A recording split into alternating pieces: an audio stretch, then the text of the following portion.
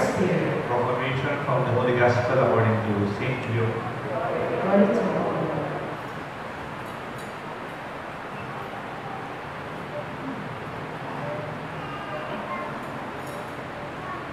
Jesus entered the village, where a woman whose name was Martha welcomed him. She had a sister named Mary, who sat beside the Lord as at his feet, listening to him speak.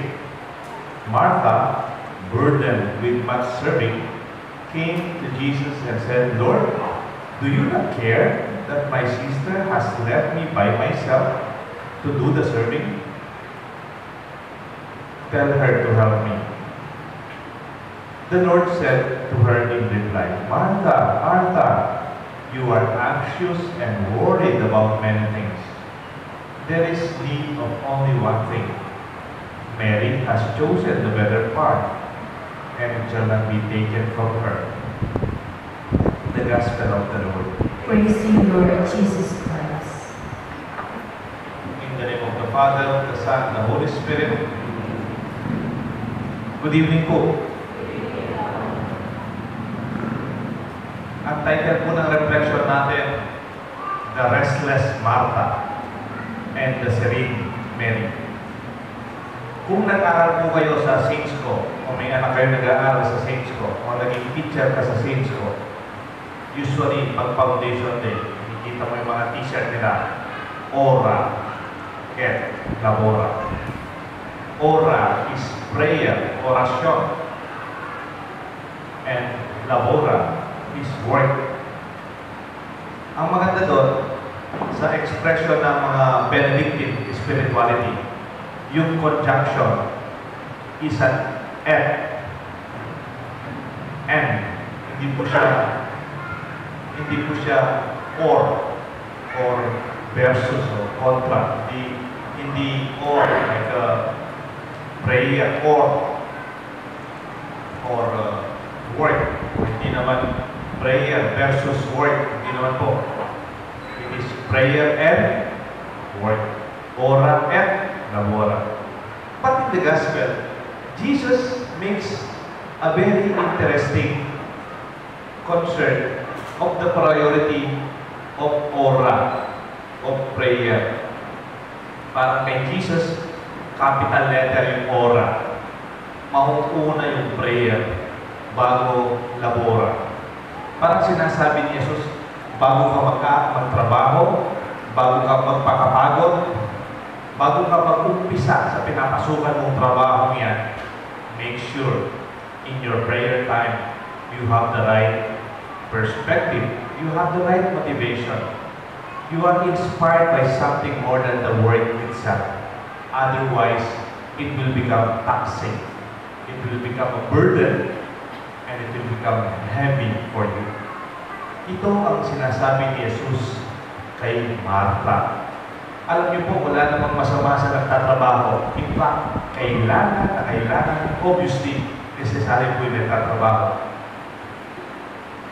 It is never a question that we have to work.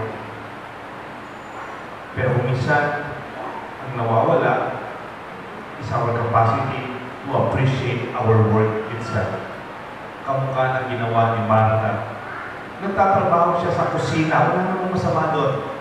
Pero parang nakakabigla, nagtatrabaho siya, pero galit siya, nagko-complain siya. Parang napapalo siya at nabibigatan. Do you remember the expression of Jesus made famous in Matthew 11:28?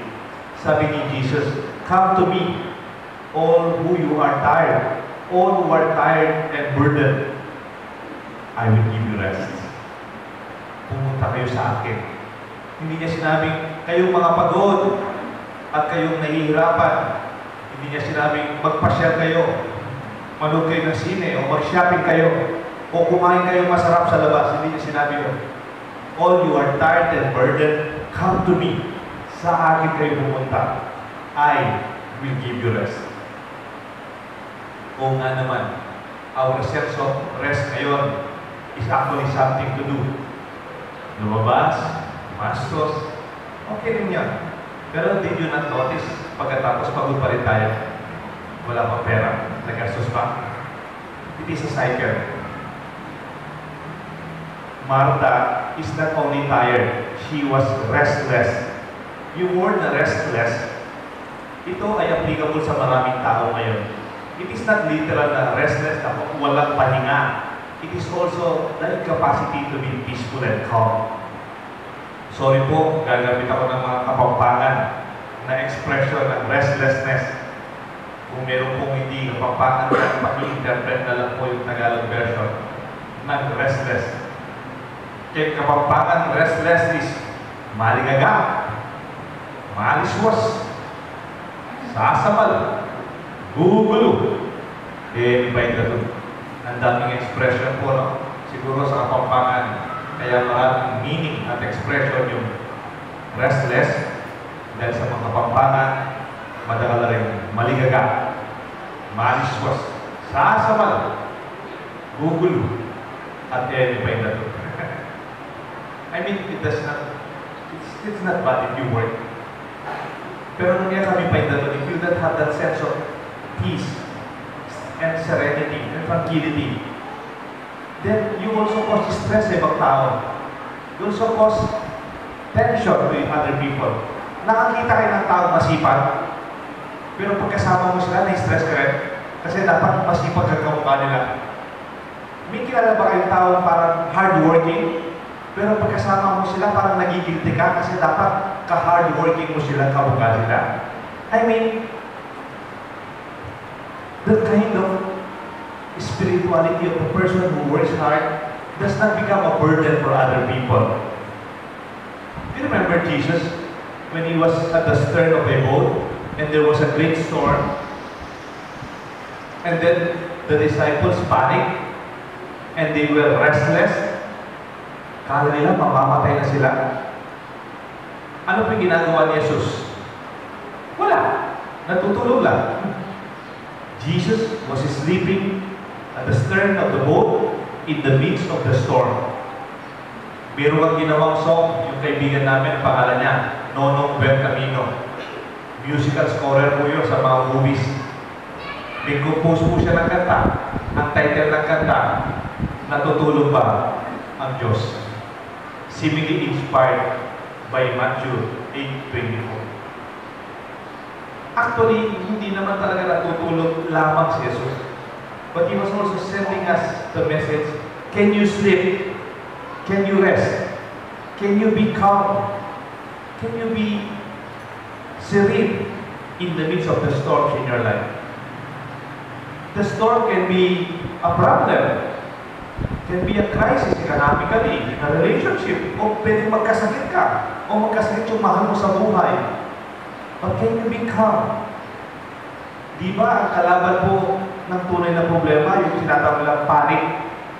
Kunyari, nasusunog. Pag nagpanik ka, lalo magkakaroon ng problema. Halimbawa, kunyari, mayroong earthquake, o may malaking lahar. Pag dumarating, the more na magpapanik ka, the more there will be stampede, the more it becomes chaotic.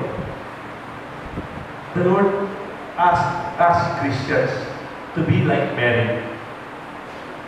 It's not that the Lord wants us to be irresponsible or to avoid work or to be unproductive. Hindi po totoo yun. Mayroon pong expression sa Bible, a land that is rested yields more bountifully. Yung lupa na nakakapagpahinga, pag tinamnan mo yan, lalong mas mabunga. Parang yung tao, pag we are overworked, and we don't have that sense of rest, we become unproductive. Like Martha, she's taken over by their emotion. Sa galit niya, nangigigil siya sa kanyang kapatid kasi hindi siya tinutulungan. The more she becomes unproductive. The Lord asks us to settle down by His feet. You remember the expression of St. Augustine?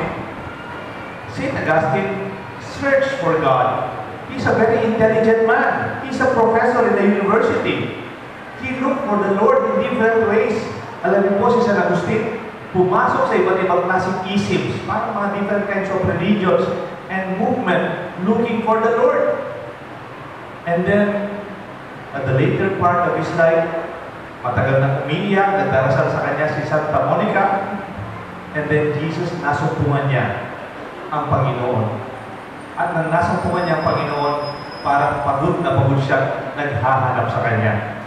At ang sabi niya, I realize my heart is restless until it finds its rest in me. Para hindi nakapagpahinga ang aking puso hanggang hindi kita nasumpungan aking Panginoon. Baka inisip niyo po ang tunay na pahinga, nasa kwarto ka, naka-aircon, at ikaw lang mag-isa at walang ginagawa. Pwede rin na ikaw lang mag-isa sa kwarto, nakakulong, naka-aircon. Gusto mong may DVD, may music pa, o may internet. Pero kung wala kang tunay na kapayapaan na gagaling sa Panginoon, you can also be distracted with a lot of things. You can also harbor anger. Kahit ikaw wala kang ginagawa, it does not mean that is real rest.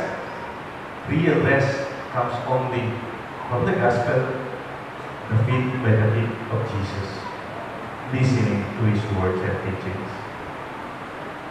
Gusto ko mag-share sa inyo ng personal na karanasan. Nung estudyante pa po ako, nagma-masters po ako ng management. Pari na po ako, kaya lang po, after a year, pinaaral pa po ako ng Masters in Management sa Makati, sa Asian Institute of Management. Kaya lang po, yung management program na yun, na kurso, compact executive program na 1 year lang. 1 year dapat matapos mo yung masters mo lahat, pati yung thesis writing. At dapat na-depensa man mo, pasado, bago ka graduate. Kaya po very stressful. Ang klase namin parang elementary, from 8 o'clock until 5 o'clock, from Monday to Saturday. At paggabi, may lang ng papers to do. Nagkatrabaho pa po sa social action. May panahon nun, ang boss ko nagpunta pa sa Spain for 4 months. I have to go home. From Makati to Pampanga, from Pampanga to Makati. Uwi po ko noon, mga alas 9 ng gabi, pag wala masyadong traffic. Tapos alis ako dito ng mga 3:30 in the morning para makahabol ko sa klase namin alas 8. And then you have to read your papers. May time na umiyak na po, patapasok ko sa sabi. Pag weekend, nagmimisa rin po ako. Alam niyo po, where I found my solace. Ang tawag ko doon, my oasis in the middle of the day. My real rest. Alam niyo po paano ko nakakapagpahinga? Dahil punta sa eskwelahan ng Asian Institute of Management, every day, mayroon pong misa, 12:30 until 11:15. Yung nagmimisa matanda, Jesuit po, mayroon pang Parkinson's disease. At alam niyo po, nakakapagpahinga ako whenever I go to Mass. Pag lunchtime na, bibili sa kakain, pupunta ako doon sa misa. You know, that is the time that I realized that going to Mass for me, as a student by that time, it was the most solemn, the most refreshing, the most intimate, and the most restful moment of my day. Di ba kung isang tawag natin sa misa, obligation, day of obligation like a Sunday? Only I realized, if Mass will give you real rest, amen, amen. Kaya kung meron pong nagsisimba dito at nakakatulog, huwag niyo pong isingin. Nakakapagpahinga sila. Bayaan niyo lang po. Sabihin niyo lang, pagtapos na yung misa, baka mayroon siya dito. But you know, when you go to Mass, I hope hindi po obligasyon na nakakabigat sa kalooban natin.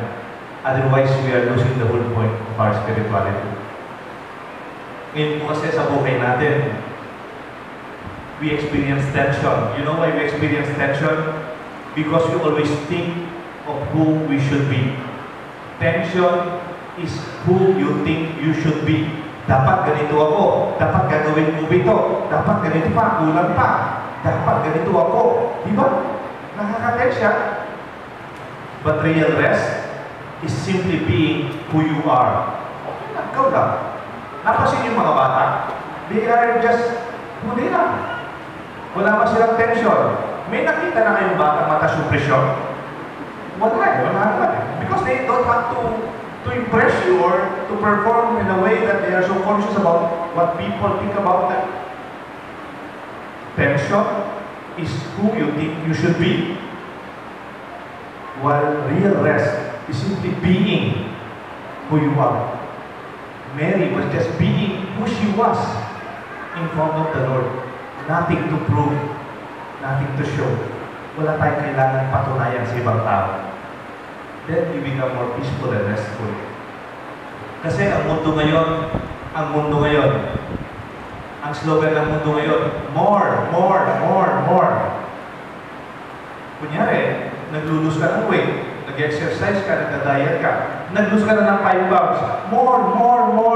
Hindi ka nakakain, hindi mo na-enjoy yung meal, wala ka ng gana mo, mag-harap sa iba. Kasi, more, paano ba? You already achieved something, parang kulang pa. Pwede rin naman you achieve already so much sa business mo. More. It creates out of tension. You have already done so much for others, but inside you, kulang pa. More. But the Lord would like to appreciate what you already have. What you have already done. And who you are today, that is being in front of the Lord. You don't have to impress Him. Just be who you are by the feet of Jesus. Gusto ko lang pong magtapos contrary to the word, more of the word. Nabasa ko lang po, gusto kong share sa inyo. At basahin mo rin natin sa you have enough.